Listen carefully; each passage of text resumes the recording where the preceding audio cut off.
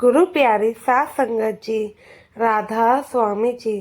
संगत जी, हम अपने सदगुरु के आगे झोलियां फैलाते हैं, वह हमें बिन मांगे ही इतना दे देते हैं। सदगुरु कहते हैं बिन मांगे मोती मिले, मांगे मिले ना कोय। लेकिन फिर भी हम लोगों की आदत कभी भी मांगने की नहीं जाती है। कभी भी उस सदगुरु के आगे उनका शुक्र अदा नहीं करते हैं। जो जो उन्होंने बख्शा है वो बहुत ज़्यादा ही बख्श दिया है। फिर भी हम कितनी बार है कि जो उनका शुक्र अदा करते हों।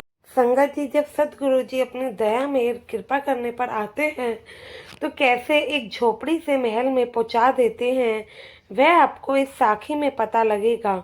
एक बार किसी देश का राजा और उसका मंत्री अपनी प्रजा का हाल चाल पूछने के लिए गांव-गांव घूम रहे थे।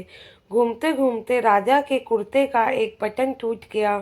राजा ने अपने मंत्री को कहा कि मंत्री जी, पता करें इस गांव में कौन सा दर्जी है जो मेरे कुर्ते को बटन लगा सकता है। मंत्री ने गांव के लोगों से पूछा तो गांव वालों ने बताया कि इस गांव में सिर्फ एक ही दर्जी है जो कपड़े सिलने का काम करता है। उसकी दुकान गांव के बाहर की तरफ थी।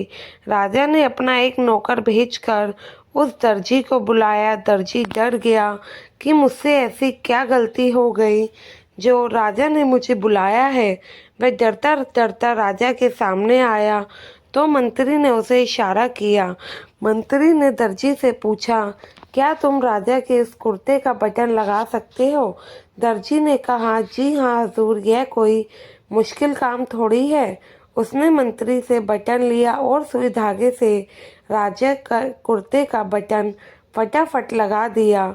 टूटा हुआ बटन तो राजा के पास था ही, इसलिए दर्जी को केवल सुई और धागे का इस्तेमाल करना पड़ा। बटन लगाने के बाद राजा ने दर्जी से पूछा कि कितने पैसे दे दूं? तो उसने कहा, महाराज रहने दीजिए, छोटा सा काम था। दर्जी ने सोचा कि बटन तो राजा के पास ही था, मैंने तो सिर्फ जरा सा धागा ही तो लगाया है। राजा ने फिर से दर्जी से कहा, बोलो कितने रुपए देने हैं? दर्जी ने सोचा और कहा कि 1 ही रुपया मांग लेता हूँ। फिर उसके मन में आया, कहीं राजा यह ना सोच ले कि एक बटन टांकने के बदले इसने मुझसे 1 रुपया ले लिया तो गांव वाले से कितने पैसे लेता होगा।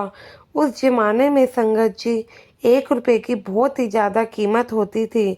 दर्जी ने राजा से कहा, वैसे तो कोई बात नहीं, पर महाराज जी जो भी आपको उचित लगे आप वह दे दीजिए।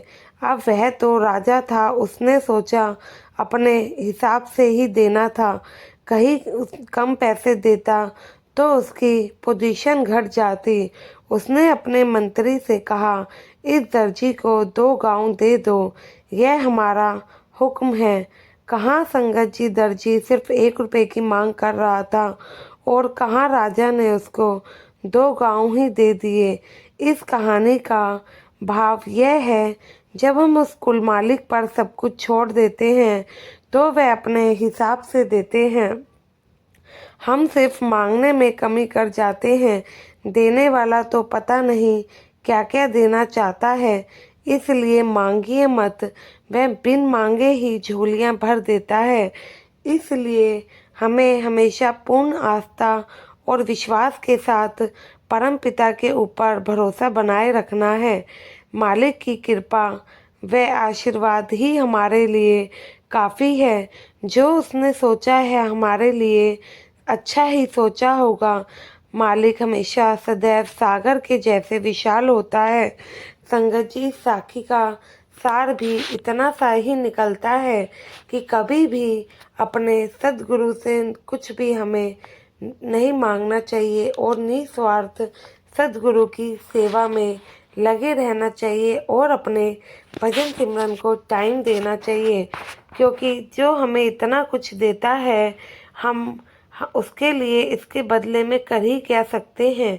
क्या हम इतना नहीं कर सकते कि हम गुरु को कुछ वक्त ही दे दें? क्योंकि गुरु भी तो हमारे लिए ना जाने क्या क्या करते हैं। संगत जी, आशा है ये साखी पसंद आई होगी। विनती है आपसे कि कमेंट में राधा स्वामी ज़रूर लिखिएगा और चैनल को सब्सक्राइब करके चैनल का हिस्सा ज़रूर बनीजिए। गुरु प्यारी साथ संगत जी, आप सभी को राधा स्वामी जी।